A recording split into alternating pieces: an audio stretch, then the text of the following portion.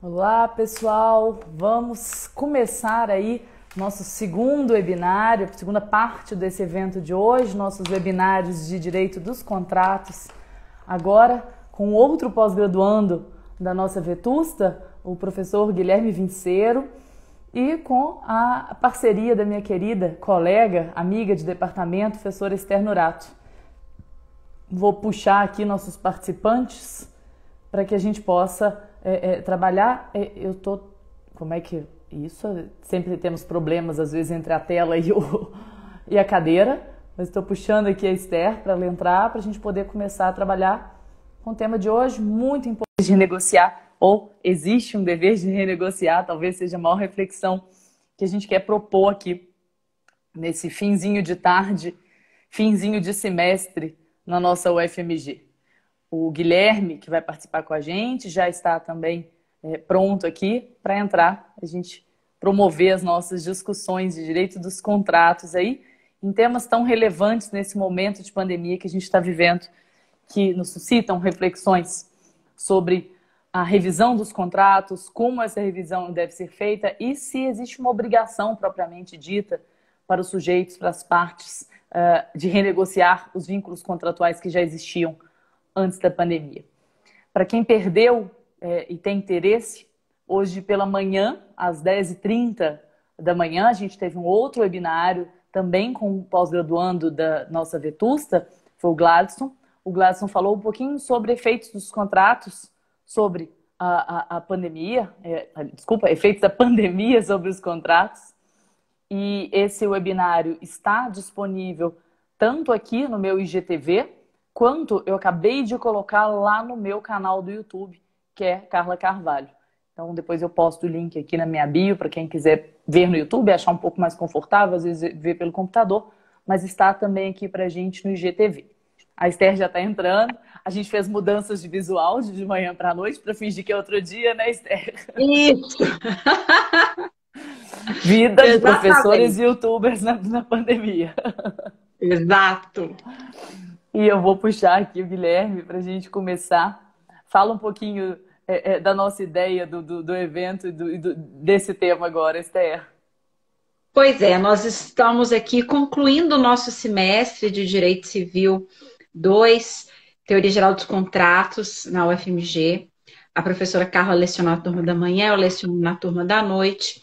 E nós resolvemos fazer esse evento, que são diálogos, que promovem diálogos entre a pós-graduação e a graduação. Convidamos 2 pós-graduandos, mais cedo nós conversamos com o Gladson, que pôde tratar para a gente aqui sobre efeitos dos contratos na pandemia, e a gente agora tem a proposta de complementar essa conversa com a participação do também doutorando, o professor Guilherme Vinceiro, que vai abordar aqui conosco o dever de renegociar. O professor Guilherme, ele integra o programa de pós-graduação da universidade, na linha de pesquisa de empresa e mercado. Então, ele tem um foco para questões de contratos empresariais. Nós vamos fazer essa abordagem aqui com ele também, mas buscar estabelecer uma conexão com os contratos no âmbito civil, em geral, não apenas restritos ao âmbito dos contratos empresariais. Aguardando aqui, a gente vai aprendendo. Hoje de manhã já aprendemos um pouco. Isso. Pelo que eu percebi, as pessoas nunca entram de primeiro. Eu tenho que ficar insistindo para chegar o convite para elas. A gente vai aprendendo. E, então, para quem perdeu de manhã e tem interesse, está no IGTV. A Esther, acho que você tem como colocar no seu IGTV também. Vou descobrir e te ensino como é que faz isso. Ótimo, que eu preciso de orientação, você sabe. E já coloquei no YouTube, passei o link para a Esther e vou disponibilizar também no meu Instagram e tudo, porque tem gente pelo YouTube, a gente vê pelo computador, às vezes fica um pouco mais confortável, né? Isso, isso. Então, para quem são os nossos alunos, esses links estarão disponibilizados pelo sistema da UFMG, né, o Minha UFMG, o que a gente geralmente já utiliza para as comunicações. E para a audiência em geral, a gente agradece, inclusive, o prestígio, a participação. Esses links estão disponibilizados nos canais, como a Carla já apontou. Eu tive bons feedbacks sobre hoje de manhã, pessoas, inclusive de fora de Minas Gerais, falando que bacana o evento, e especialmente de fazer aqui pelo Instagram, que a gente consegue levar para mais gente, né? Isso, isso. Quando a gente discutiu, né, o canal, a plataforma, a sugestão partiu muito por isso. Olá, Guilherme, tudo bem? Boa noite, Esther. Boa noite, Carla. Boa Boa noite, noite. pessoal. Olha bem, Tudo gente, bom com vocês? foi como de manhã, de terceira. Acho que a segunda pessoa entra de segunda, terceira, enfim, aprendendo a mexer no Instagram. Guilherme, é um prazer recebê-lo aqui na nossa sala de aula. A Vetusta virtual. Diferente. Isso. É um prazer recebê-lo de novo aqui na Faculdade de Direito da UFMG, mas cada um na sua casa, né? E também aberta ao público nesse nosso encontro aberto, nesse nosso evento. Antes do seu ingresso, eu já havia aqui pontuado o propósito desse fechamento que a gente está fazendo no semestre, né? Então, tivemos já participação mais cedo, a gente viu que você, inclusive, nos acompanhou aqui também, com o seu colega do programa de pós-graduação, Gladson. E agora a gente prossegue aqui essa conversa, aproveitando para fazer uma apresentação oficial do professor Guilherme. O professor Guilherme Vinceiro, ele, como eu disse, integra o programa de pós-graduação da universidade. Ele é mestre e doutorando em Direito pela UFMG, na área de estudos de empresa no mercado, bacharel em Direito também pela casa, é advogado e sócio do escritório Tavernar Advogados, professor universitário em cursos de graduação e pós-graduação. Guilherme, muitíssimo obrigada mais uma vez. A gente sabe que você é um grande parceiro, sempre que a gente precisa, você volta a casa e sempre nos brinda com uma participação muito rica. Muito obrigada. Boa noite novamente a todos que estão entrando aí, professora Esther, professora Carla, minhas queridas amigas também e companheiras da batalha da docência, aí Esther também na advocacia por muito tempo, né? É um prazer imenso estar aqui com vocês hoje, voltar ao FMG, à sala de aula, porque o doutorado, o mestrado, a fase de pesquisa, ela é muito introspectiva, né? Então a gente que dá aula, a gente sente falta do diálogo dos alunos, então é sempre um prazer retornar à sala de aula e para dialogar mesmo um assunto também que me é tão caro, né, que é o dever de renegociar os contratos, com ênfase aqui nos contratos empresariais. Só para esclarecer para o pessoal também, esse é um tema que eu iniciei o doutorado com ele, eu iniciei a minha pesquisa com esse enfoque sobre os contratos empresariais, principalmente os contratos de colaboração, e o dever de renegociar, ele surge dentro dessa temática, principalmente da temática que eu pesquisava, que era da incompletude dos contratos. E no avançar da pesquisa, veio a pandemia.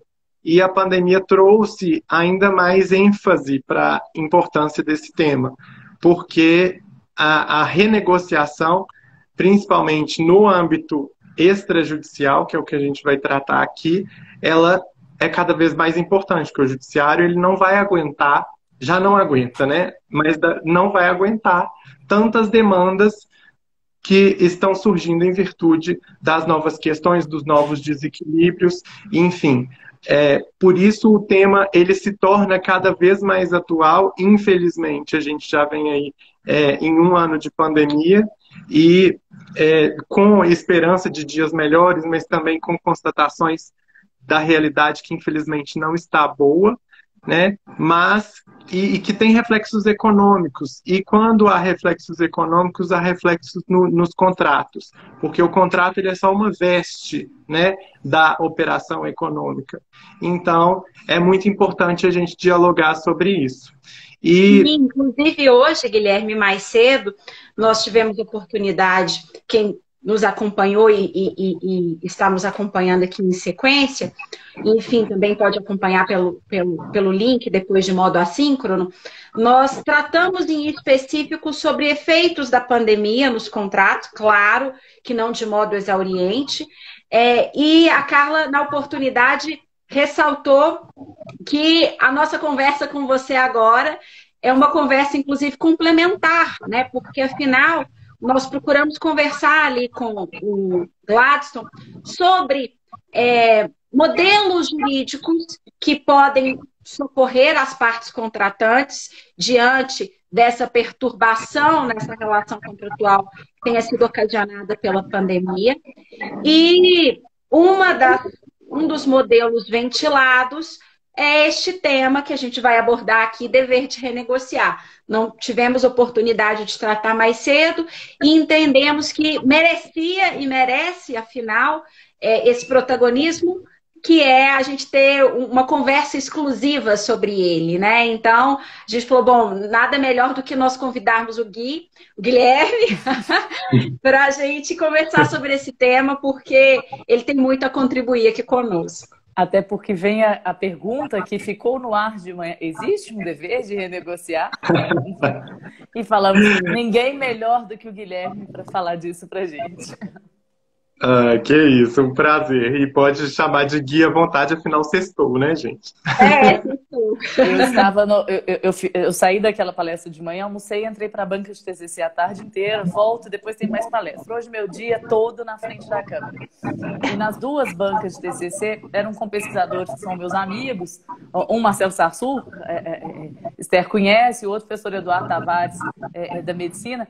E os dois me chamam de Carlinha, né? E o Eduardo eu chamo de Dudu. E eu falei, olha, vai sair.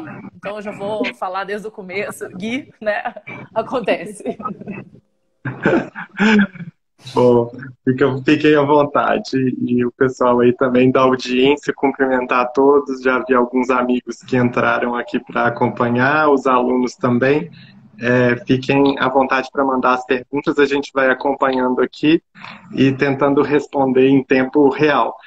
E só para explicar um pouco para vocês como que a gente vai abordar o tema aqui, para todos terem um panorama geral, como o enfoque da minha pesquisa é nos contratos empresariais, então primeiro eu vou fazer uma introdução sobre o que são contratos empresariais, sobre os contratos empresariais de colaboração, em que existe um dever de cooperação até decorrente da natureza do contrato, a incompletude natural e até decorrente da negociação das partes nos contratos empresariais e as formas de lidar com essa incompletude.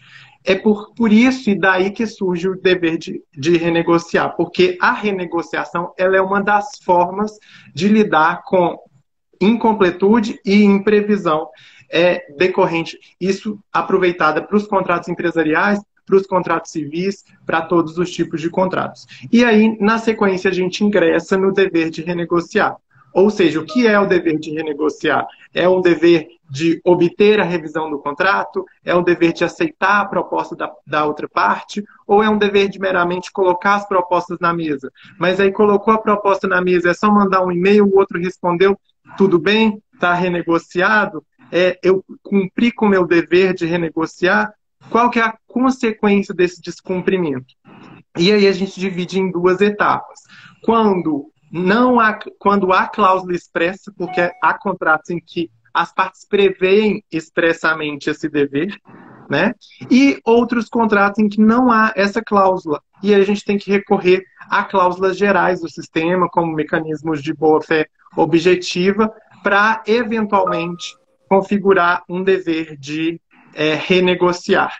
E também, durante essa exposição, a intenção é tratar dos meandros aí existentes entre a renegociação judicial, que leva à revisão judicial, e a renegociação extrajudicial, que conduz à revisão extrajudicial. E, antes de mais nada, aqui só para deixar claro para todo mundo, né, que renegociar é diferente de revisar o contrato.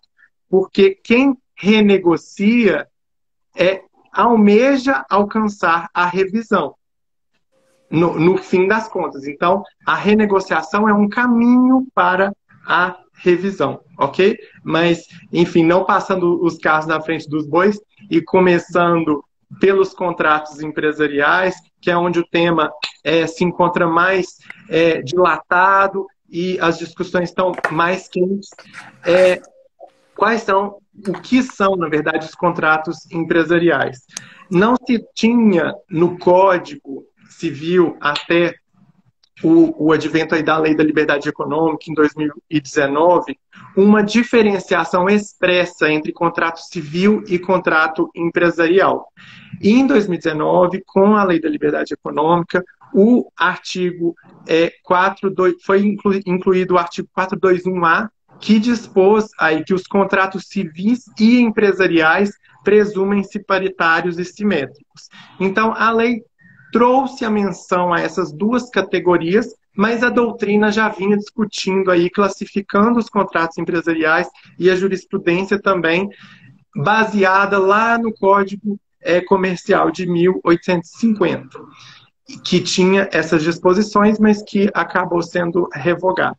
Então, o que são os contratos empresariais? A maioria da doutrina classifica os contratos empresariais como aqueles em que as duas partes são empresários, duas partes empresárias, ou seja, que exercem a atividade econômica de forma organizada, visando o lucro nos termos da definição de empresa do Código Civil.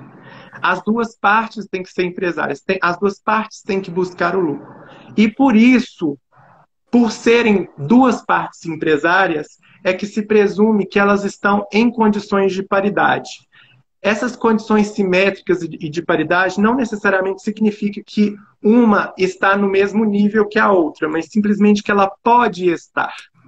Por quê? É claro que existem players diferentes, de diferentes níveis no mercado, né? Como que uma hamburgueria que acabou de abrir vai concorrer com o McDonald's? São dois players, são duas partes empresárias que estão desniveladas. Mas o contrato empresarial e essa paridade, ela significa que essas duas partes, no âmbito contratual, elas são tratadas como iguais. Porque a eventual desigualdade, ela decorre do mercado. É uma decorrência lógica da própria economia. Isso é natural. É natural ter players menores e players maiores, e os menores vão lutando até chegar no topo, assim como os maiores podem cair também. E esses players, eles acertam e erram, e isso tem que ser visto como natural. Essa é a tônica que levou a doutrina e a jurisprudência a classificarem os contratos empresariais para não se tratar as partes que eventualmente se encontrem em posição de necessidade no contrato, ou então de inadimplemento, para não se tratar essas partes como coitadas. Porque é o que ocorre quando se está diante de um contrato em que há uma parte vulnerável, como, por exemplo, o consumidor, uma relação de consumo, ou um contrato de trabalho em que existe uma parte presumidamente vulnerável ou hipossuficiente pela lei. E aqui nos contratos empresariais é o contrário. A presunção, e agora o legislador estendeu essa presunção para os contratos civis também, pelo 421A do Código Civil, essa presunção é de paridade, é de simetria, salvo, né, elementos que possam retirar essa presunção. Então, e como você bem colocou, Guilherme, é uma previsão recente legislativa que ela vem para positivar aquilo que é o entendimento quando falamos de contratos cíveis. Afinal, a gente tem contratos que eles são essencialmente paritários, né? Isso é da essência da teoria contratual, e a gente tem como exceção essas situações de disparidade, e não é à toa que elas são regidas por regimes jurídicos específicos, e específicos por quê? Porque atentam exatamente a essa especificidade desse desequilíbrio ontológico ali daquela relação. Já na essência, ele guarda em si um desequilíbrio. Ao passo que nas relações cíveis e nas relações empresariais, é da essência essa paridade. Né? A gente vinha desenvolvendo este tema em matéria de direito empresarial, e aí eu já estou tomando a sua fala, me desculpe, Gui, mas para pontuar que a gente se acostumou a tratar os contratos empresariais como mais paritários dos paritários. Mas é fato que os contratos cíveis são também essencialmente contratos paritários. para que não o sejam, a gente tem que ter uma exceção aqui e tratar essa exceção com a excepcionalidade que ela merece, né?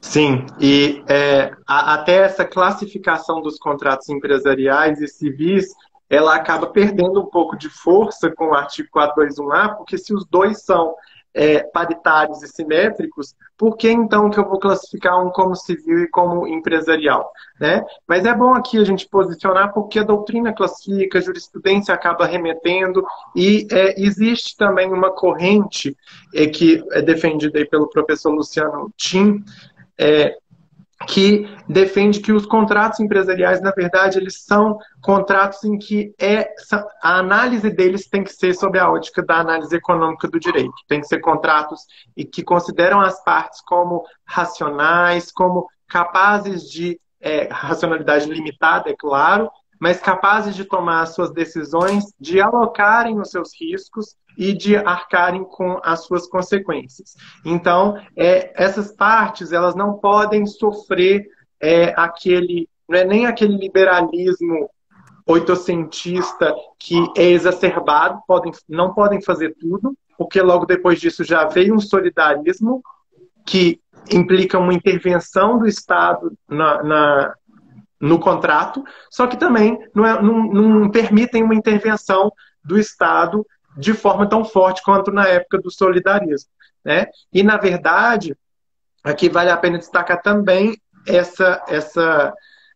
o parágrafo único do 421, que foi trazido pela Lei da Liberdade Econômica, que traz que o princípio da intervenção mínima vai reger os contratos. Então, o Estado, seja o Estado juiz, vai intervir cada vez menos e só quando for necessário nos contratos, e a revisão dos contratos pelo juiz e pelo árbitro, ela vai ser excepcional, vai ser medida excepcional. Então, isso acaba colocando os dois contratos civis e empresariais na mesma página, né?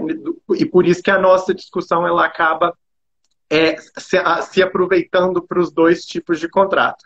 Mas por que os contratos empresariais são relevantes aqui para a nossa discussão?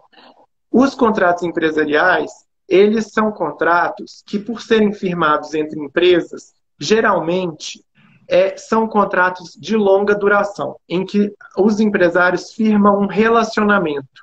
E aí, de um lado, para vocês terem uma linha desse relacionamento, de um lado, a gente tem relacionamentos que são de mera troca rápida, né, que são, pelos economistas, chamados de contratos spot. Então, é um fornecimento de uma compra e venda simples, básica, por exemplo, que é feita, uma parte entrega o bem, a outra parte paga e acaba a relação, o contrato se finda, a execução dele é imediata. Nessa linha a gente tem de um lado esses contratos spot. Do outro lado, no extremo oposto, a gente tem os contratos de sociedade, em que aí a relação entre as partes ela já vai ser duradoura, a intenção delas é constituir uma relação que visa aí o lucro e que visa os fins comuns, mas que vai durar, e pode ser até por prazo indeterminado. Né?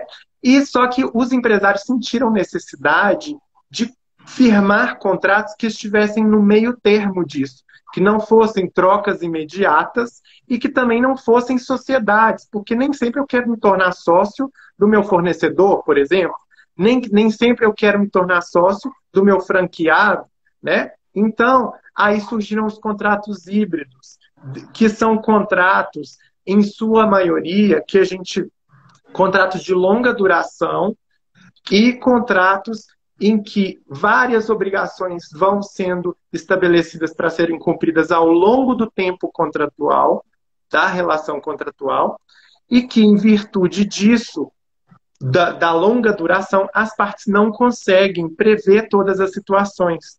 Porque pensem, se num contrato de execução imediata você já não consegue prever, imagine num contrato que vai durar aí pelo menos uns 3, 5 anos. Um contrato complexo, por exemplo, a construção de uma central de energia elétrica fotovoltaica. com, aí, vamos supor, 1.000 metros quadrados, 100 mil metros quadrados de placas fotovoltaicas, de energia fotovoltaica. A partir do momento em que uma construtora é contratada para prestar esse tipo de serviço, um serviço, os contratos aí chamados de EPC, né, de engenharia e procurement, essa empresa ela tem que, ela não consegue prever cada passo, por mais que o contrato tenha aí, esses contratos geralmente têm 60, 50, 70 páginas, 100 páginas, muito detalhados, muito ricos em situações, mas não conseguem prever todas exatas situações que vão ocorrer. E aí, essa incompletude, ela decorre do natural do ser humano, né? Porque aí os próprios economistas falam, é claro que existe uma racionalidade no ser humano, mas a economia já evoluiu a ponto de reconhecer que o ser humano não é 100% racional. A nossa racionalidade é limitada e influenciada, inclusive, por questões comportamentais, pelo meio, etc. Enfim, não consigo tomar 100% das minhas decisões de forma racional. E aí, eu posso também, além de não conseguir, eu posso, pela minha experiência, por já estar no mercado há mais tempo, posso fazer o quê? Optar por não incluir uma certa cláusula para não chamar a atenção da parte contrária, agir ali de forma oportunista, mas não um oportunismo de má fé, um oportunismo natural do mercado, um oportunismo que faz parte do jogo do mercado, do jogo da negociação, do jogo da experiência, do jogo daqueles players que vão alcançando etapas e que vão usando disso para negociar e para inserir as cláusulas com essas incompletudes deliberadas. Ou seja, não vou colocar essa cláusula aqui agora, porque se a situação surgir lá no futuro, eu posso tentar moldá-la e tentar usar um mecanismo de integração dos contratos, que é a renegociação. E aí a gente entra no tema mesmo da nossa conversa de hoje, que é o dever de renegociar.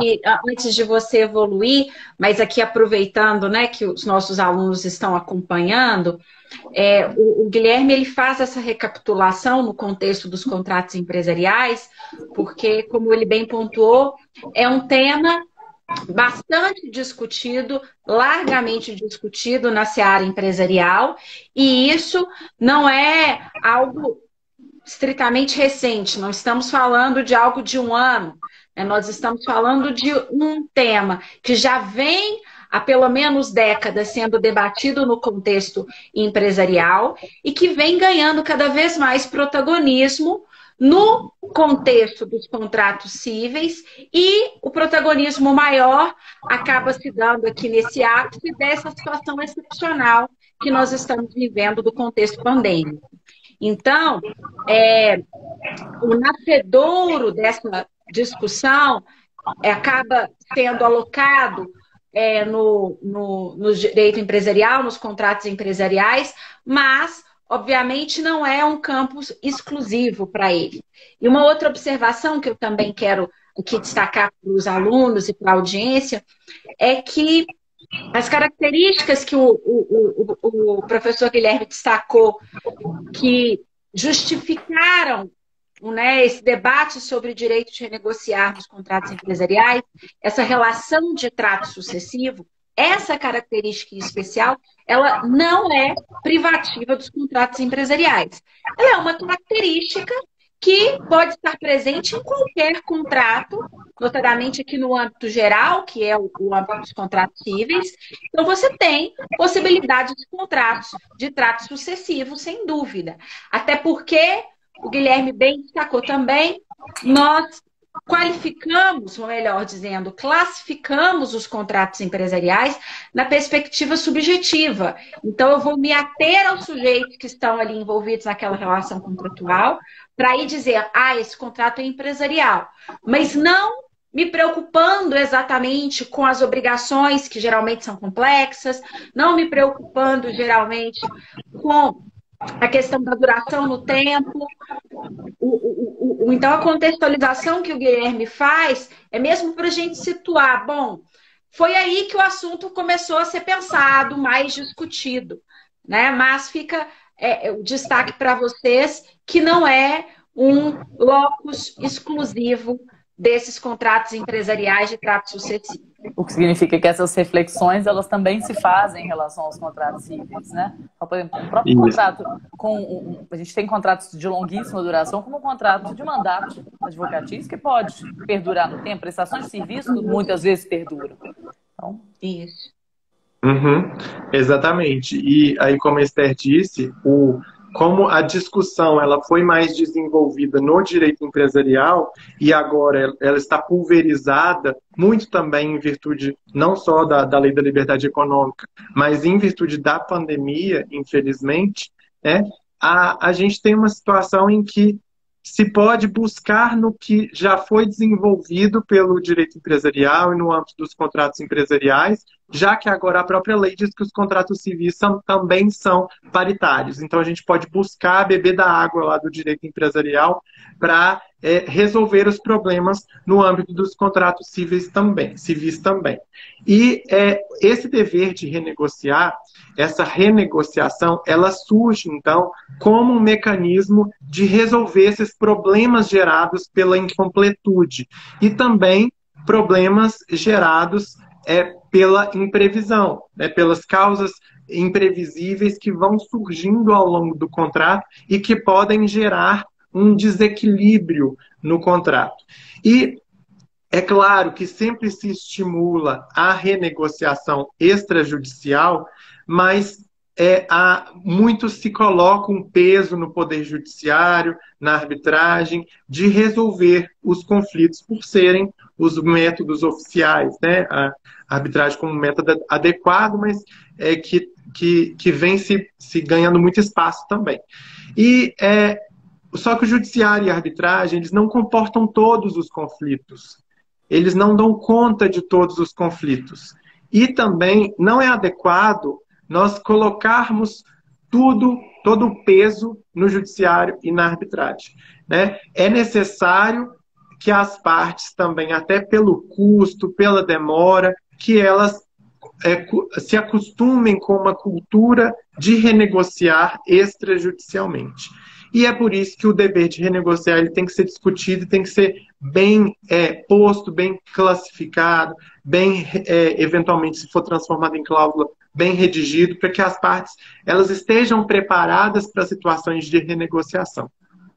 E o que seria esse dever de renegociar? O dever de renegociar, como a própria palavra já diz, no início do contrato, eu negocio.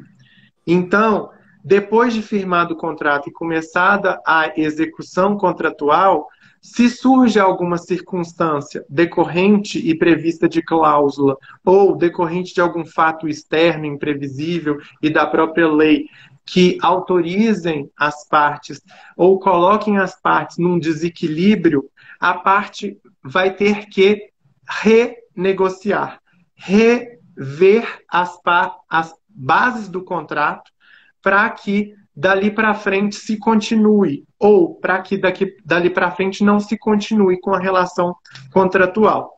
Só que, como eu disse lá no início, e aqui também para ficar bem claro, a renegociação não pode ser confundida com a revisão do contrato. A renegociação é o papo, é a conversa, né? É o que vai ser trocado entre as partes para tentar se alcançar a revisão do contrato. Primeiro, é claro, todos tentam alcançar uma revisão extrajudicial, uma revisão consensual. Então, aconteceu o evento que estava previsto no contrato, o evento previsto na lei, imprevisível, etc. Ou então, o próprio marco do contrato, depois de 2 anos, as partes vão renegociar. O que as partes vão fazer? Sentar e tentar alcançar um acordo para revisar. Então, o dever de renegociar, ele não é um dever de revisar o contrato. Essa é uma primeira premissa importante, porque muito se confunde nesse sentido de que, a partir do momento em que a parte está numa situação de desequilíbrio, ela provoca a outra para que a outra seja obrigada a alterar o contrato. Não é isso. Não é isso. O dever de renegociar é só uma situação que se coloca e que a gente ainda vai discutir aqui se existe ou não esse dever, né? Mas, em tese, é a obrigação que a parte teria de sentar e dialogar, parar, né? Colocar, arrefecer os ânimos para sentar e dialogar. Se vamos continuar, em que bases vamos continuar, ou se vamos encerrar a nossa relação contratual. Esse seu apontamento, Guilherme, ele é muito importante e, mais uma vez, se conecta com o que nós conversamos hoje mais cedo. A partir da fala do Gladson, eu tive a oportunidade de destacar para os alunos que a gente tem que ter em mente que o contrato ele é um espaço, um locus natural do exercício da liberdade, da autonomia privada, de modo que intervenções externas aqui, heterônomas, seja por força do judiciário, do árbitro, elas são excepcionais. Então, o caminho natural que se busca no contrato é o caminho da autonomia privada. E é assim, inclusive, que o legislador trata o contrato na medida que, se nós formos analisar o nosso sistema jurídico e apurar quantitativamente as normas cogentes em matéria de contrato, é extremamente reduzido se comparado até a outros campos do próprio direito privado, e aí ainda não vou nem avançar para outra seara. Mas para destacar aqui que nós estamos no campo da liberdade. Então, a rigor, esses expedientes que confrontam essa liberdade, que confrontam essa autonomia privada, eles são excepcionais. E o caminho natural que se busca, já que o contrato nasceu desse acordo de vontades, que necessariamente a gente precisa desses elementos de existência, essa declaração bilateral de vontade, o ideal que o que aconteça ao longo da vida desse contrato e eventuais perturbações aí que se verifiquem, elas sejam também sanadas pelo mesmo caminho que esse contrato surgiu. Este é o ideal. E aí são as tratativas. Ele não nasceu de tratativas, ele não nasceu de negociações que buscavam ali alcançar, então, essa declaração bilateral. Pois bem, surgido aqui uma perturbação nesse contrato, algo que gera aqui algum desequilíbrio, ou ainda que não seja fruto de um desequilíbrio. Nós temos uma situação em que a parte, ela tem um desejo, um interesse que diverge daquele que era o original. E aí ela se propõe, mais uma vez, a buscar um acordo de vontades. Essa negociação. Então, a revisão, além de ser no encadeamento de atos diferentes, porque afinal nós estamos falando, uma coisa é negociar, tratar, buscar chegar ao acordo de vontades. O outro é propriamente mudar, né, este acordo. Nós temos essa diferença de quem comanda, porque afinal, no caso aqui da negociação, nós estamos falando de atos que são essencialmente praticados pelos contratantes, né? Isso, e essa excepcionalidade, sempre lembrando que agora ela está, a excepcionalidade de se recorrer ao judiciário para revisar os contratos, ela está prevista no Código Civil. É regra, né? O artigo 421, parágrafo único, que dispõe sobre o princípio da intervenção mínima do Estado e a excepcionalidade da revisão. Então, por que eu vou demandar do judiciário a revisão de um contrato e tentar imputar um dever de renegociação à outra parte, sendo que a própria lei me diz que a revisão é excepcional? A não ser que eu me enquadre nessa hipótese, a própria lei não me autoriza. Então, a gente caminha aqui para a resolução extrajudicial. Por isso que o dever de renegociação ele tem que ser tratado muito mais no âmbito extrajudicial para alcançar o fim dele, né? Que é tentar obter um acordo, porque se existe um dever aqui, é um dever de tentar obter um acordo. E tentar significa oferecer os seus melhores esforços no tempo adequado, na forma adequada, de forma justificada para tentar solucionar aquela questão, né? E é por isso que a gente divide em duas situações. Uma, que é quando há cláusula expressa sobre o dever de renegociar, e outra é quando não há cláusula expressa sobre o dever de renegociar. Nessa primeira hipótese, nessa primeira situação em que há cláusula expressa do dever de renegociar, isso vem muito dos contratos internacionais de compra e venda de mercadorias, por exemplo.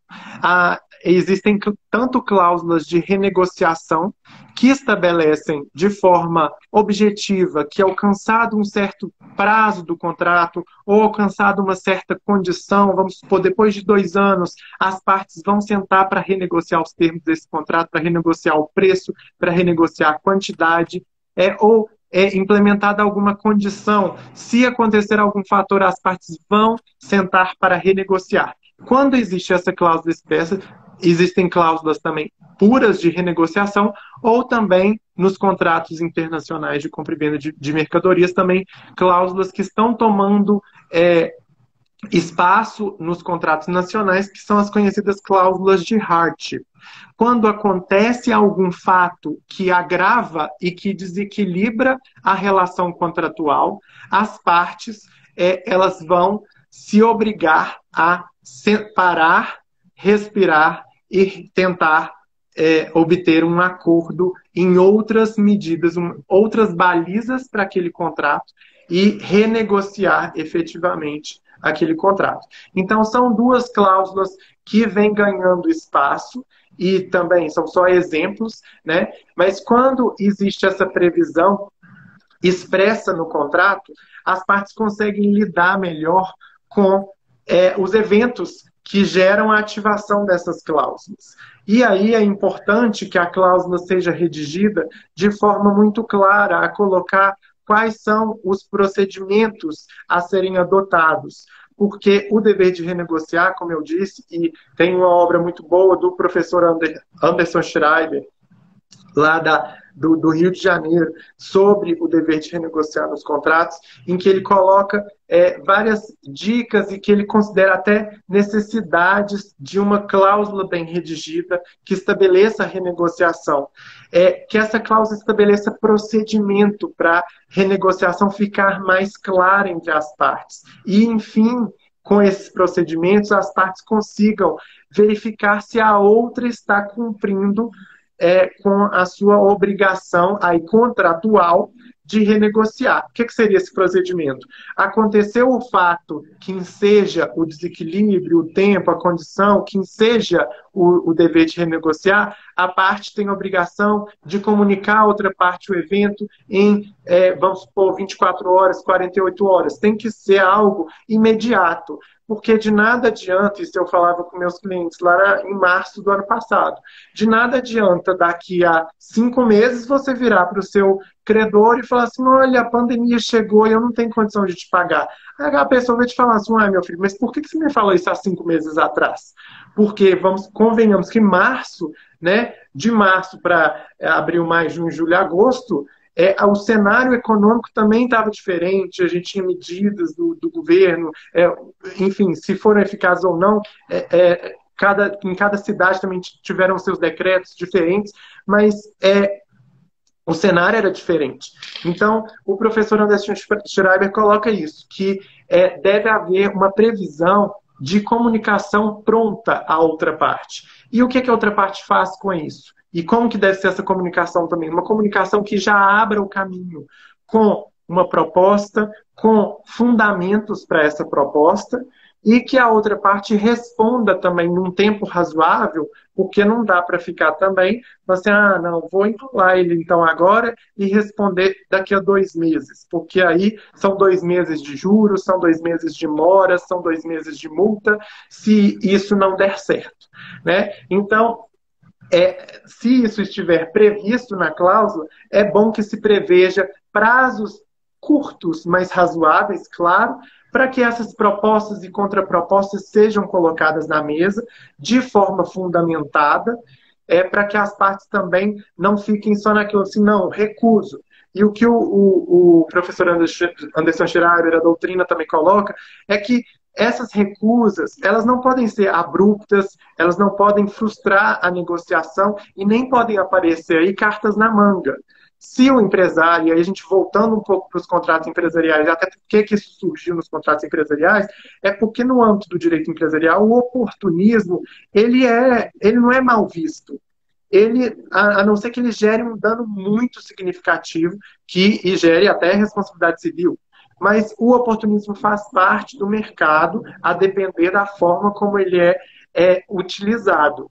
E aí isso começou a gerar discussões sobre o que seria renegociar, porque o empresário também não é obrigado a colocar todas as cartas na mesa, a oferecer tudo que o outro quer, porque você está num contrato, às vezes num contrato ali bilateral, em que as obrigações são distintas, né? Se não for um contrato colaborativo, vamos supor, né? Se não for, por exemplo, um contrato de franquia, mas for um contrato de fornecimento de mercadorias, que é um contrato em que há obrigações contrapostas, há lados contrapostos, um quer vender, o outro quer comprar, um quer fornecer e o outro quer ter a mercadoria, ali a gente não tem, inicialmente, uma cooperação natural das partes.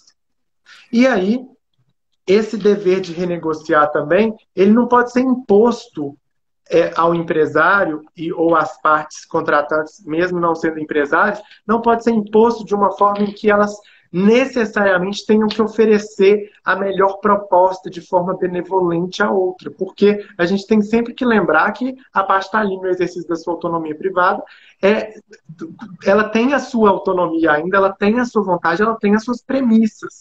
Então não é que ela vai ceder e necessariamente alcançar um acordo. É que ela vai agir de boa fé, de forma transparente. Você, olha, é possível aumentar isso, diminuir este ponto, é possível conceder um prazo e tudo mais. Quais são as suas dores? Como a gente pode resolvê-las? E eu não consigo resolver, então por que eu não consigo? De forma fundamentada.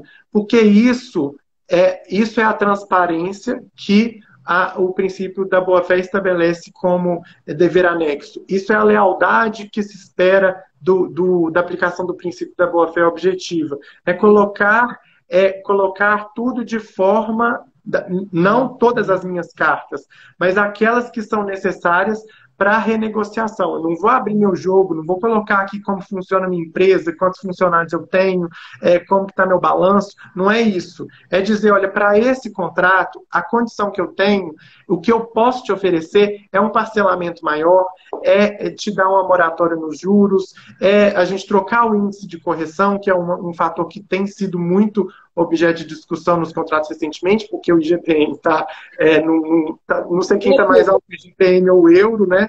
Ou a Libra, enfim. Mas aí a gente tem fatores atualmente que levam as partes a colocar objetivamente, assim, olha, eu não consigo aqui mais ficar num contrato com o IGPM. Então, vamos renegociar outro índice ou não? Ou vamos renegociar um reparcelamento? Mas o dever de renegociação, ele engloba isso, engloba colocar opções em prazos adequados, e se isso estiver disposto numa cláusula, tanto melhor, porque dispor é melhor do que não dispor. E, Carla, eu acho que está querendo falar uma coisa. É porque a gente comentou hoje mais cedo, a Esther até falou, não existe almoço grátis, né? E aí dentro da boa-fé, dos deveres de lealdade e proteção, eu também não vou exigir que uma parte assuma o prejuízo da outra. Mas pensando-se ainda nesses princípios, pensando no contrato como um vínculo de cooperação, claro, cooperação em que eu também tenho meus interesses pessoais, até para que esse contrato se mantenha exequível, não é isso? A renegociação é interesse da parte que não teve um prejuízo direto, né? Dentro de um certo limite de eu também não exigir que ela faça o que não é do interesse dela. Então, achar uma justa medida dessa boa-fé, né? Simplesmente ela se manter também de forma arbitrária, o contrato não me afeta, a circunstância, o IGPM para mim é bom, não é isso? O IGPM que está recebendo, ele foi excelente. Mas você não viabiliza a continuidade do contrato. Então, acho que a gente tem que pensar de uma forma mais global e não simplesmente pensar em interesse de cada um, se é obrigado ou não. Na verdade, não é obrigado a renegociar, mas é seu interesse renegociar. Sim, principalmente no longo prazo, né?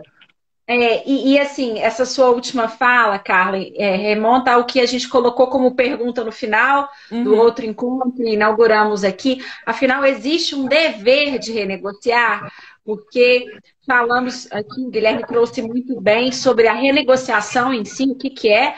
Então, nós estamos falando de atos que tocam intimamente a autonomia privada, o exercício da liberdade.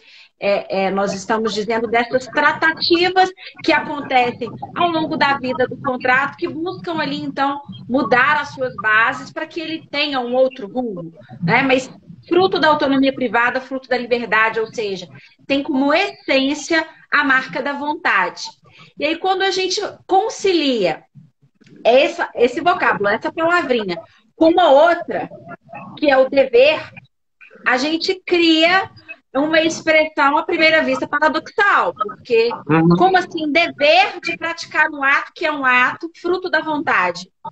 uhum, Sendo que dever, afinal, né, nós estamos falando de uma obrigação, algo que você está ali vinculado, tanto está vinculado que se você não observa, ou usando outra expressão, você descumpre, você pode ser compelido a cumprir.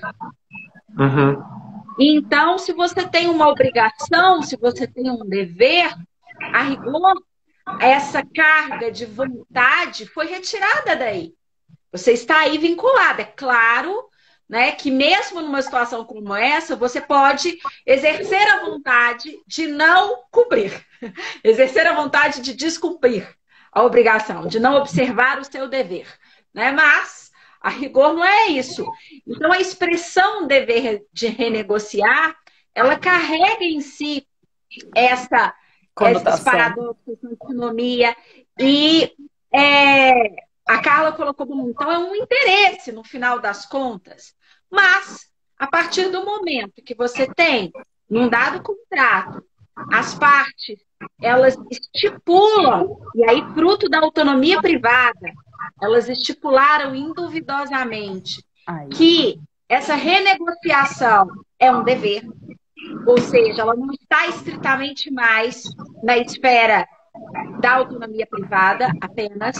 Ela tem, obviamente, porque é um ato em si de autonomia privada, mas as partes se disporem a praticar esse ato, isso é colocado ali como uma previsão fruto de um dever, bom, aí o cenário já muda de figura, porque foi a própria autonomia privada que restringiu a si mesma e falou: aqui o limite é esse.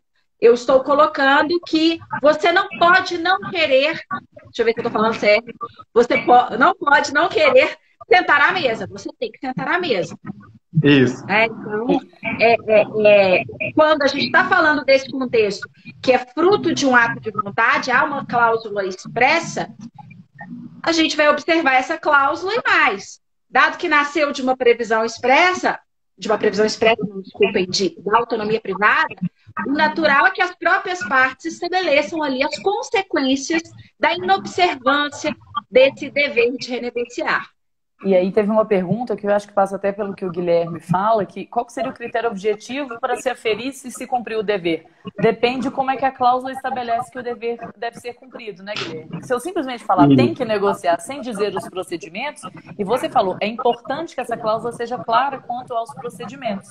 Porque se eu simplesmente falar a cada 2 anos deve se renegociar, pequenos Uhum, atos podem ser considerados provas de, ó, tentei, né?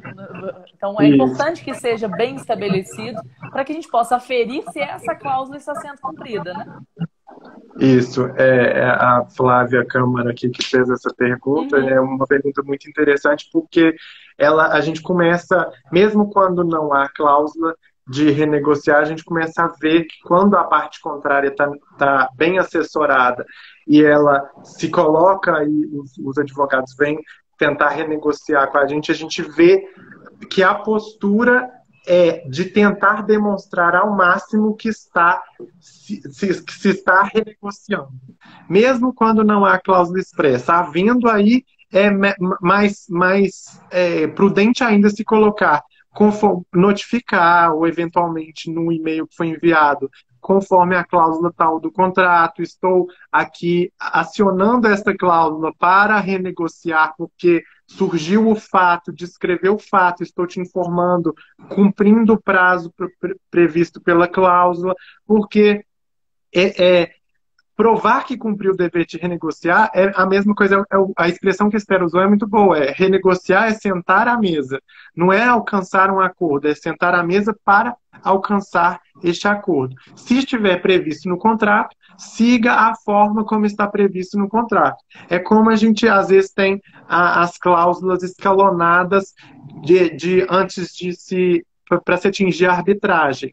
Né? Antes de se iniciar um procedimento arbitral, o contrato aí às vezes prevê um procedimento prévio em que as partes vão trocar notificações. Depois dessas notificações, eventualmente, as partes vão ter que levar a questão para as diretorias e depois disso elas ainda vão ter que tentar a mediação. Então, tudo isso está escalonado ali e leva a que a parte tenha que observar cada um dos deveres que ela própria, na sua autonomia privada, ela mesma escolheu cumprir. Se ela descumprir um desses deveres, aí ela vai sofrer as consequências previstas pelo contrato.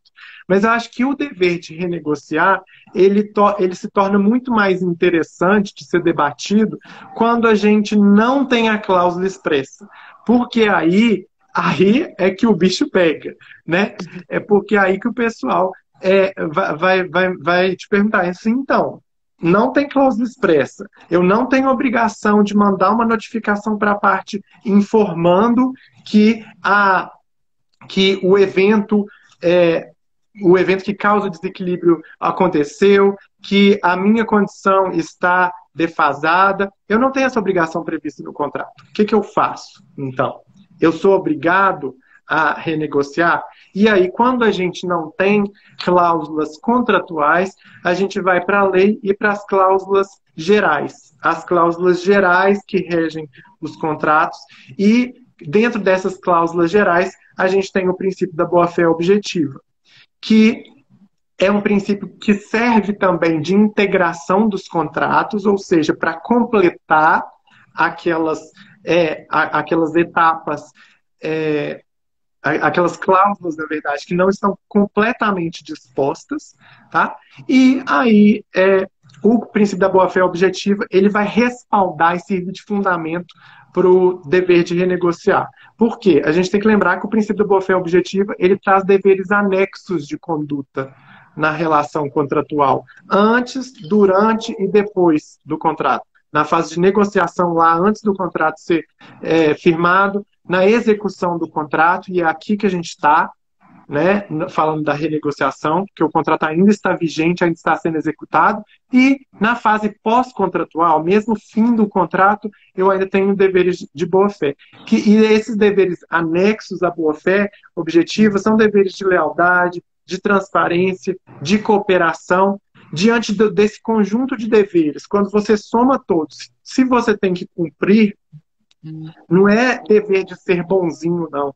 É dever de ser o mínimo leal possível, o mínimo leal necessário, o mínimo transparente e o mínimo cooperativo para que a relação seja cumprida, para que as partes alcancem o resultado daquela operação econômica que está refletida no contrato. E, a partir dessa soma de deveres, é que surge o dever de renegociar enquanto dever anexo à boa-fé objetiva. E, a partir disso, surge também a pergunta: e se eu descumprir com o dever de renegociar decorrente da boa-fé objetiva quando não há cláusula expressa? Qual que é a consequência disso? E vai ocorrer a resolução do contrato, perdas e danos, ou não vai acontecer nada? Desculpem que está passando uma moto aqui do lado, é o home office.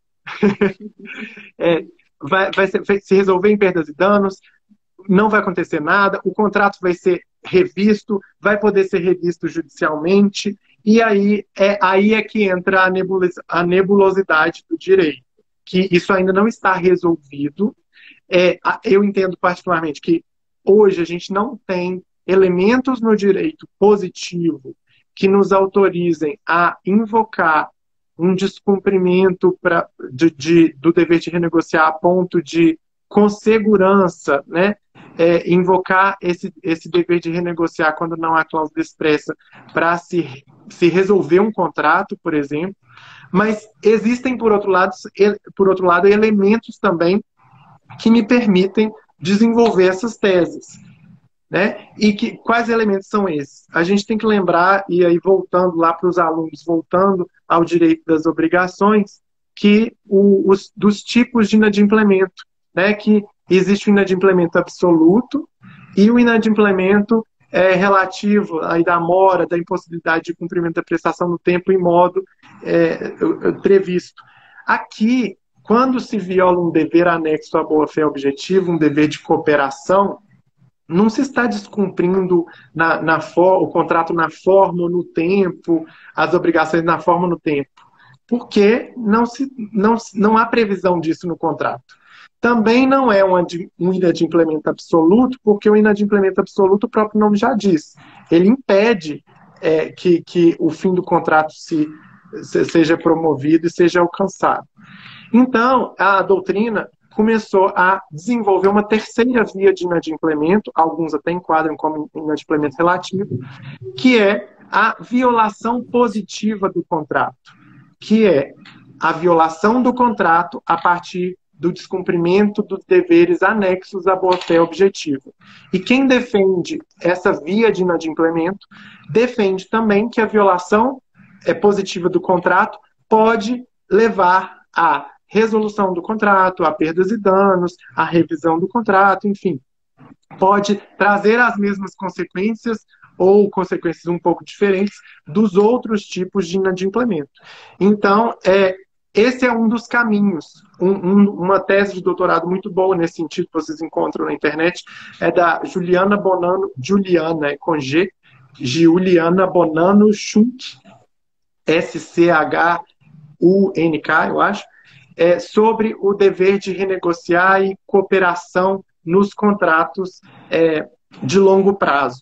E ela defende que existe essa consequência. Quando as partes descumprem o dever de renegociar, que é decorrente, sem cláusula expressa, que é decorrente dos deveres anexos da boa-fé objetiva, as consequências podem ser a resolução do contrato, ou a conversão em perdas e danos, e todas aquelas também previstas para o inadimplemento absoluto, ou mesmo para o inadimplemento relativo, e aí as partes até cabe pensar numa revisão judicial em virtude da violação positiva do contrato.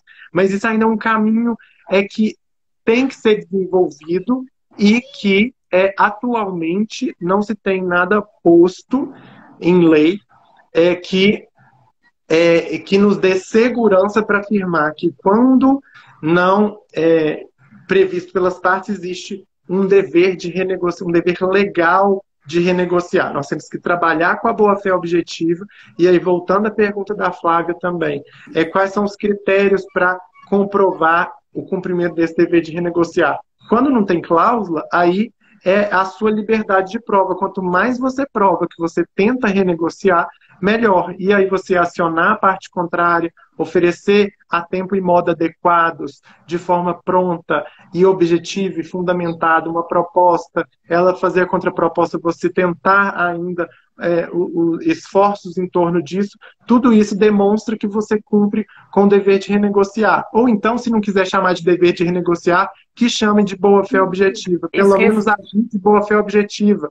Ou então, a parte contrária vai falar, descumpriu o princípio da boa-fé objetiva. Então, no fim das contas, quando não há cláusula expressa de dever de renegociar, o que é o dever de renegociar? O dever de cumprir o princípio da boa-fé objetiva. E aí eu até mudo o que eu disse que não há na lei, porque aí há na lei. Há na lei a previsão de que as partes devem agir com boa-fé na execução do contrato também.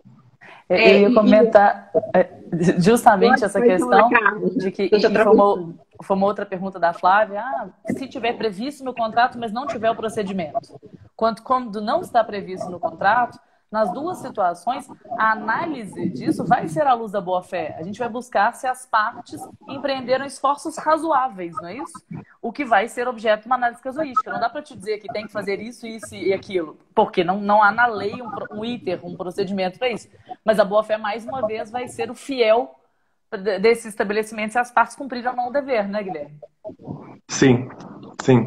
E um ponto importante aqui nesse tema, eu até falando mais uma vez aqui para os alunos, que a gente já teve a oportunidade de destacar ao longo do semestre, a gente tem que ter muita atenção quando a gente fala de boa-fé objetiva, para fazer isso de modo com substância, com conteúdo, e não invocá-la como panaceia para todas as situações, e pior, não invocá-la como um instrumento para ferir, para matar a autonomia privada, para matar a liberdade.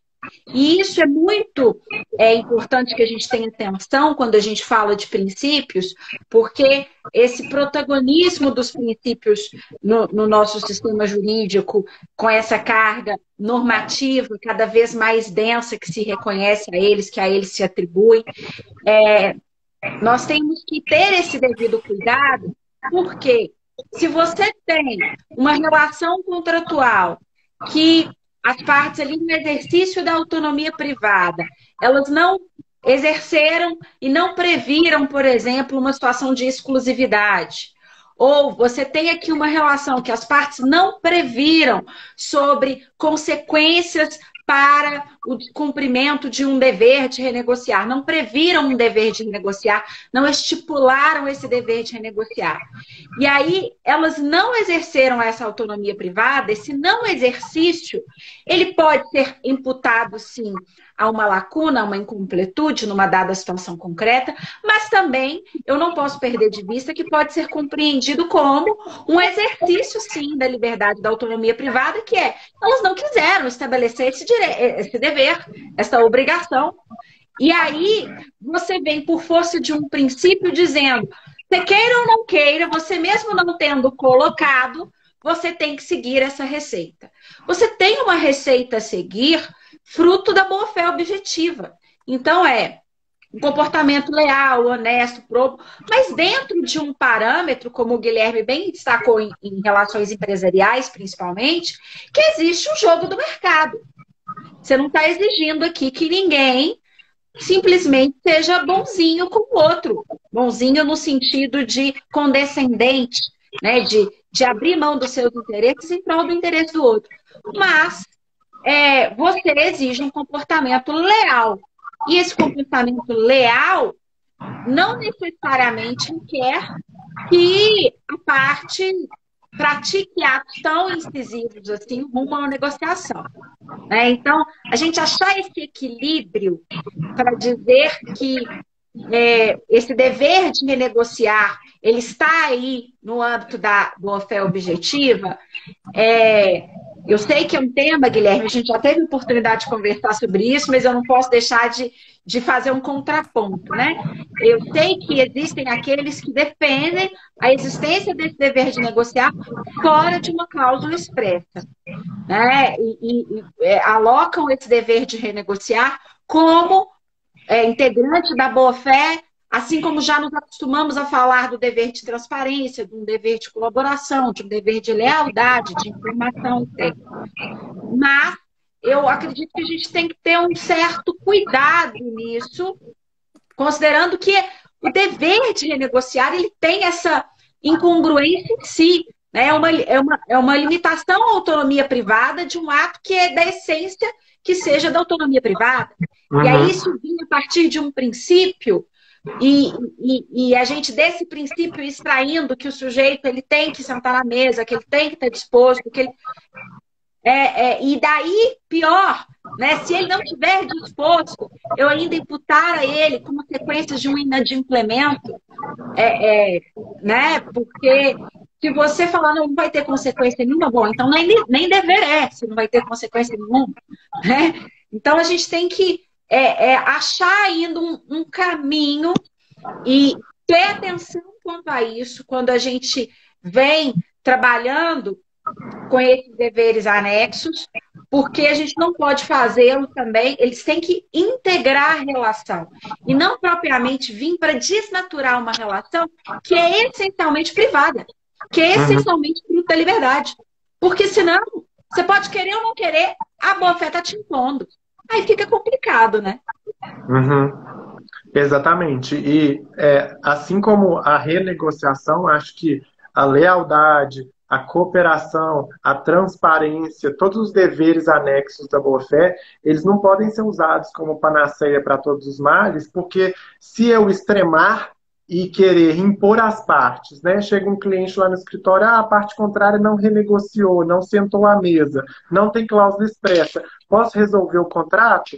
Sim, não, porque não existe uma obrigação estanque, e isso não serve, tem que analisar a relação, qual foi o fator que desembocou aqui para essa situação de desequilíbrio, né? Da mesma forma, a transparência.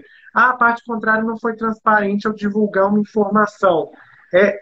Ela era de fato obrigada a divulgar essa informação, porque na relação empresarial, às vezes a informação ela é decorrente do próprio negócio, não é interessante eu divulgar tudo, na verdade eu nem devo divulgar tudo para sobreviver para os meus concorrentes, porque é o segredo do meu negócio, é o segredo da minha sobrevivência. Então, como que a transparência ela é um dever anexo? É o que o Esther falou, isso tem que ser utilizado não para vincular como os deveres contratuais vinculam. Tem que ser utilizado para integrar, porque a boa-fé ela integra. Integrar é preencher os espaços vazios, as incompletudes, ou então ser utilizado para interpretar, que é outra função da boa-fé objetiva. Interpretar o quê? Eventuais discordâncias das partes sobre determinadas obrigações postas no contrato. É para isso que servem os deveres anexos da boa-fé objetiva, dentre eles o dever de cooperação, que é o que mais se amolda aí ao dever de renegociar. Então, eu também sou dessa opinião de que a gente não pode utilizar a boa-fé como panaceia para todos os males e que, se for para algum dia termos algum dever de renegociar expresso em lei, teremos ainda que evoluir muito, e se for para tê-lo expresso, que seja algo procedimentalizado, né? Algum procedimento que se vier da lei, aí vai ferir a autonomia da vontade das partes, mas que, enfim, vai ser quase um processo ou um procedimento arbitral prévio ali. E vejam, mesmo no processo civil hoje, a gente já consegue fazer um negócio jurídico processual. Mesmo na arbitragem, principalmente, eu consigo modelar todo o procedimento. No contrato eu também posso modelar esse procedimento, então nem faz sentido que isso seja algum dia imposto. Então o que se tem que evoluir mesmo é a compreensão da boa-fé objetiva, a compreensão do até que ponto esses deveres anexos vinculam ou não. E sempre na execução do contrato, por isso que é importante se gerir o contrato. Hoje empresas têm investido cada vez mais nisso, em departamentos jurídicos que não só se preocupam com jurídicos e os outros também com a formação inicial do contrato ou com o inadimplemento e a resolução lá no fim, mas principalmente que se preocupam com a execução do contrato, com a gestão do contrato. Porque tudo o que acontece ao longo do contrato, principalmente se é uma relação de longo prazo, importa para a vida desse contrato. Né? É um inadimplemento pontual. Como que eu vou resolver esse inadimplemento? Não tem previsão contratual. O que eu vou fazer? Eu vou falar com a parte contrária ou não vou? Qual que é a consequência de falar? Qual que é a consequência de não falar? Porque eu tenho que medir em que ponto que não falar e deixar para o futuro vai soar como descumprimento dos deveres anexos da boa-fé ou não.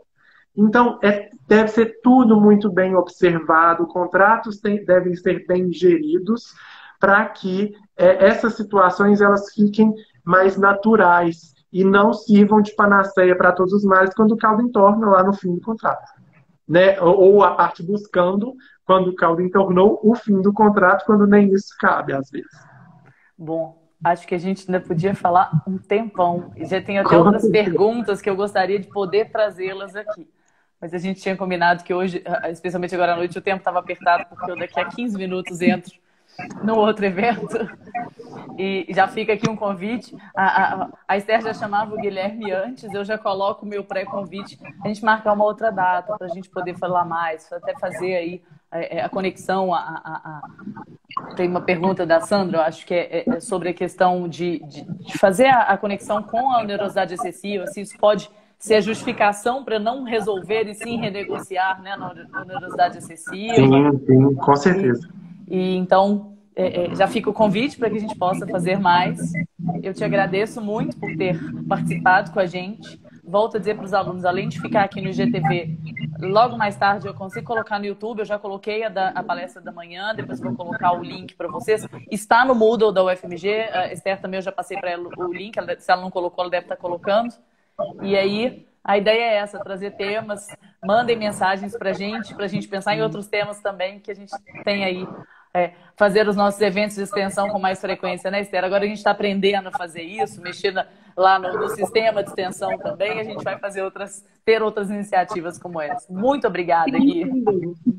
Muito obrigada, Guilherme, mais uma vez, foi muito rico. E eu te agradeço a gentileza da participação, de sempre estar aqui de volta conosco, e as portas estão sempre abertas aqui na graduação, porque você é nosso parceiro ali já na pós-graduação mesmo. Eu que agradeço, foi excelente mais uma vez estar com vocês aí. Agradeço também aos alunos pelas perguntas, elas sempre nos instigam a refletir sobre os temas, sobre outros ângulos, né? E fico à disposição também, já que as portas estão abertas e a gente vai entrando. Né? Ótimo. Gente, muito obrigada. Não posso me alongar, que eu preciso tomar uma água, dar aquela retocada para entrar no outro evento. Beijo para vocês. Bom restinho de sexta, gente. Tchau, tchau. Um beijo, bom fim de semana.